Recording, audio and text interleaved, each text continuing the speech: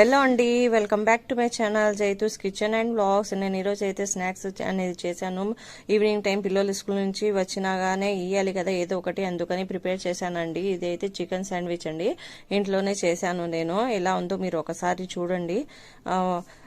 చికెన్ని కీమా లాగా చేసుకున్నాను. ఇంకా ఇది వచ్చేసి half teaspoon red chilli powder, 1 teaspoon వచ్చేసి coriander powder, half teaspoon పసుపు, హాఫ్ టీ స్పూన్ వచ్చేసి garam masala powder, half teaspoon వచ్చేసి సాల్ట్, హాఫ్ టీ స్పూన్ వచ్చేసి జింజర్ గార్లిక్ పేస్ట్. ఇది అయితే గట్టిగా వేసుకోవాలి. కర్డ్ అనేది 2 టేబుల్ స్పూన్ అనేది వేసాను. ఇది బాగా కలుపుకొని, ఫుడ్ కలర్ అయితే ఏం వేయలేదు నేను, ఇదే కలరు మ్యారినేట్ కోసం పెట్టేశాను ఒక 15 మినిట్స్. తర్వాత ప్యాన్ పెట్టేసి 4 టేబుల్ స్పూన్ అనేది వేసాను. ఇది బాగా దీంతోనే సరిపోతుంది, వాటర్ అనేది వేయకూడదండి.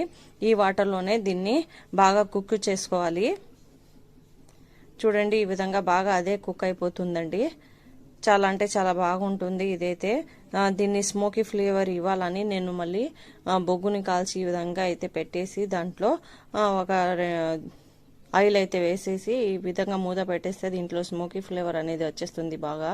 చాలా ఇప్పుడైతే శాండ్విచ్ ని ప్రిపేర్ చేసుకుంటాము. చూడండి, బ్రెడ్ కి బటర్ అనేది వేసాను. మళ్ళీ వచ్చేసి మ్యాన్యూస్ పెట్టేయాలి. ఆ తర్వాత ఈ చికెన్ని వేసేసినాక ఇంకా మీరు కావాలైతే అరిగాను వేసుకోవచ్చు. ఇంకా నేను మ్యాన్యూస్ అనేది వేసాను. ఇంకా టొమాటో సాస్ కూడా వేసుకోవచ్చు. ఇంకా ఏమైనా మీకు ఇష్టమైన వెజిటేబుల్స్ కానీ వేసుకోవచ్చు. నా దగ్గర లేదు కాబట్టి నేను స్కిప్ చేసి వేసాను. అయినా ఇలా కూడా బాగానే ఉన్నింది. ఇప్పుడు పైన కూడా బటర్ పెట్టేసి దానికి ఇరుపక్కల ఫ్రై చేసుకోవాలండి. చూడండి, ఈ విధంగా ఈ ప్యాన్ ఉన్నింది నా దగ్గర. దీనికి కొద్దిగా బటర్ అనేది పెట్టాను. పెట్టేసినాక ఇందులో ఈ శాండ్విచ్ని ఇట్లా పెట్టి 2 వైపులా కాల్చుకుంటే ఇది సరిపోతుందండి. ఇది చిన్నగా ఉన్నింది, బ్రెడ్ అయితే చిన్నగా ఉన్నింది. చూడండి, ఇటుపక్క పెద్ద ఫ్లేమ్లోనే కాల్చుకోవాలి. చూడండి, ప్రిపేర్ అయిపోయింది బాగానే. ఫస్ట్ టైం చేశాను, అయినా కానీ బాగా వచ్చింది, పిల్లలు ఇష్టంగా తిన్నారు. నెక్స్ట్ ప్యాన్లో కూడా ఒకసారి ట్రై చేస్తాము. 2 స్పూన్ అయితే ఆయిల్ వేసాను. ఇప్పుడు బ్రెడ్ పెట్టేసినాక అందులో మయోనీస్ పెట్టేశాను. ఇప్పుడు చికెన్ పెట్టేసి మయోనీస్ పెట్టేసి మళ్ళీ ఇంకొకటి బ్రెడ్ స్లైస్ పెట్టేసి అందులో మళ్ళీ బటర్ పెట్టేస్తే సరిపోతుందండి.